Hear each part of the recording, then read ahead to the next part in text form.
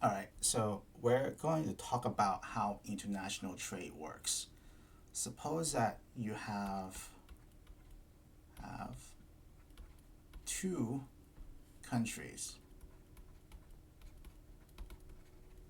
Let's call it X and Y, right?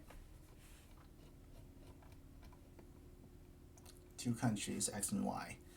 So how does international trade work? Okay, so by the way, suppose that for that X and Y is not the U.S. or Europe. Suppose that X and Y are like places like Mexico and Chile, or Mexico and Argentina, like basically non-Western. Like we're talking about any two countries. So just but it could be any countries. It doesn't have to be Western, right? So you have country X and you have country Y. How does how does trade work between country X and country Y? Well, so one relationship that's common is that X on net export more goods and services to Y than Y to X. So on net, X is exporting goods and services to X. But but now Y is a receiver of goods and services by country X. But how does Y pay country X? Well, they pay, generally speaking, the international system or the international trading system is such that both of these countries, or goods and services, is going in one direction, but money or dollars is going in the other. So the dollar is going in the other. So, and so this is significant. That means that in any two countries in the globe, whenever there's goods and services being exchanged from one country to the other, you know, one country receive goods and services, the other country on net receive money, dollars. That means that any two country means that the central bank in each of the country has to accumulate dollars in order to have international trade, since international trade is conducted in dollars, right? So this means that this is this means that the central bank of X and Y must accumulate dollars. Dollars. Okay, so this means that if any two country must accumulate dollars in order for them to engage in international trade, where goods and services it goes in one direction and dollars goes in the other, that means that there's a huge demand for dollars. Basically liquidity. Dollar is a type of liquidity that allow countries any two countries to trade between them. They have to accumulate dollars.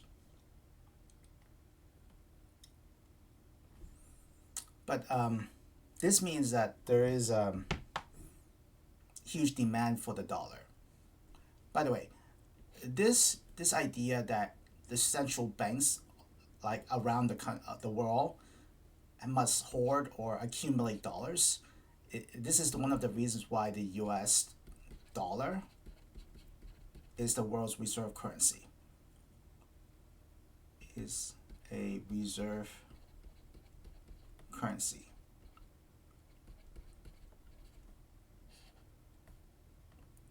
This is important. Um, but the question is, if international trade is conducted using dollars, right? That means that central bank in any two countries must accumulate dollars. That means that there is a huge demand for the dollars. But how does the world get dollars in the first place?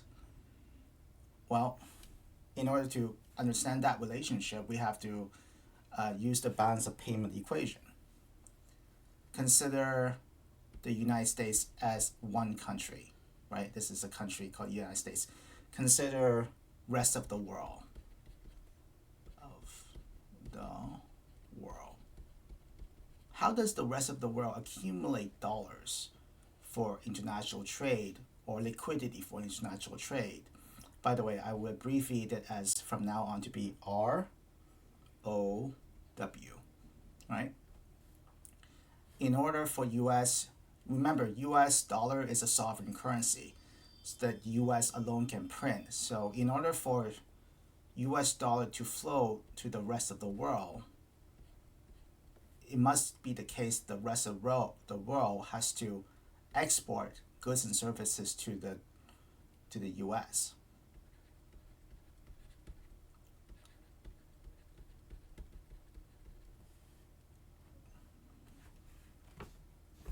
So the balance of payment equation in this dynamic is this: CA, the current account for the US, right, plus the financial account for the US has to be equal to 0.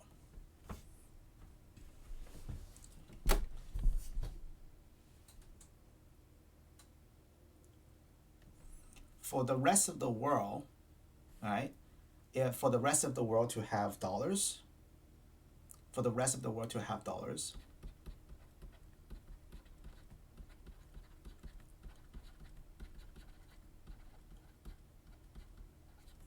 to have dollars, right?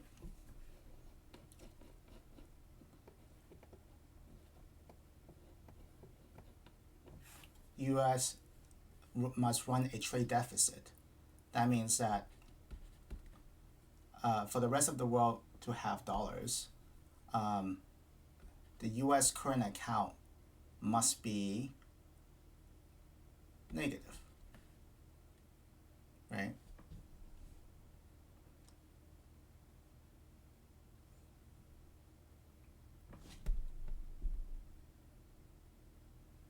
This means that this means this means that the financial account for US must be positive in order for this equation to balance, in order for the balance of payment equation to balance. So the dollar the dollar that allow international trade to happen, right, to grease the trade, comes at an expense that the United States have to have a perpetual trade deficit or current account, negative current account, but is compensated by a positive financial inflow, positive financial account.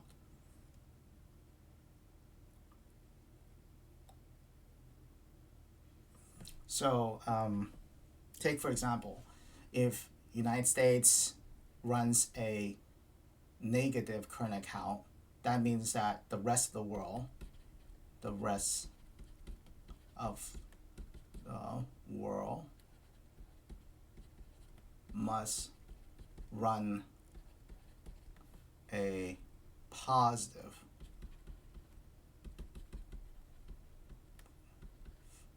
capital account. So take capital account for ROW. Now, not all countries from the rest of the world runs a positive current account. Typically, in the real world, the countries that run the largest current account is China. So current account China, typically positive, right? Japan. All right. Oh, sorry. So the current account of Japan typically is bigger, is positive, right? Taiwan is another example. South Korea is another example.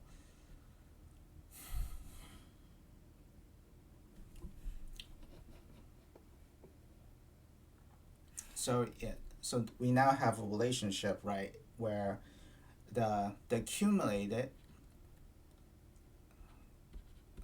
current account for country I is equal to, so this is a summation of the current account of I, where I is all the countries in the rest of the world outside of the United States, has to be equals to the negative of the capital account of the US. Why is that? Oh, CA, US, this CA must be negative, right? So it's going to be positive. But we know from the balance of payment equation that this is identical to FA, the financial account of the US. And it has to be positive, right? Where I is any individual country from the rest of the world outside of the United States. So all of the world's current account, if you sum all of the world's current account, it must be equals to the negative of the current account of the United States, which is also equal to the US's financial account.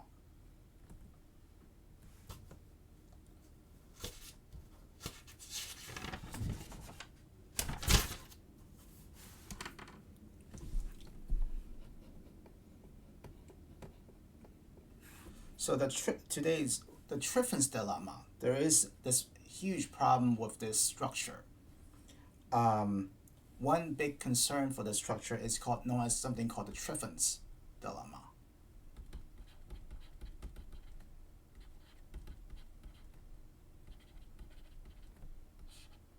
And what it basically says is this: as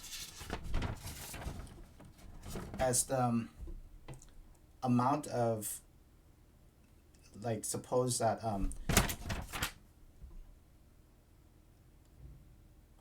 so the dilemma is this: the larger this outflow of dollars, right? So in order for international trade to work, United States have this perpetual, current account deficit. So that means that dollars is being leaked into the international system, right, for foreigners, right? That means that so the larger this outflow, the less confident people have of the dollar. Less confidence.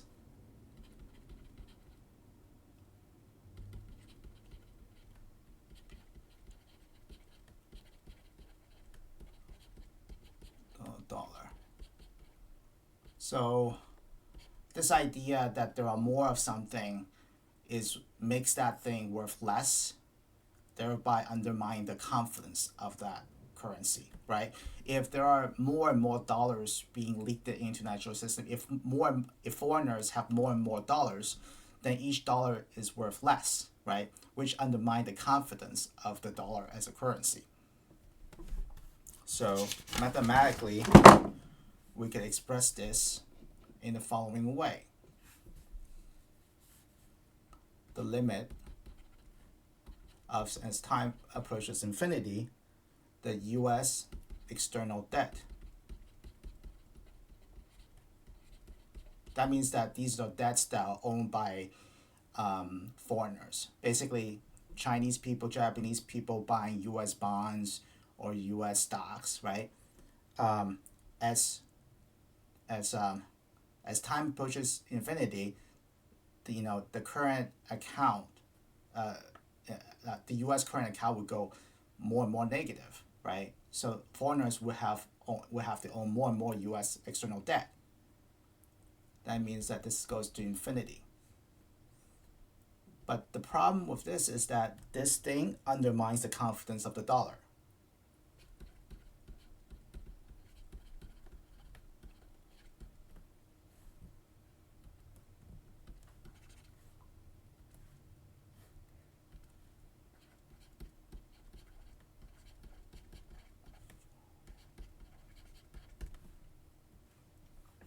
And it's gonna fall to zero,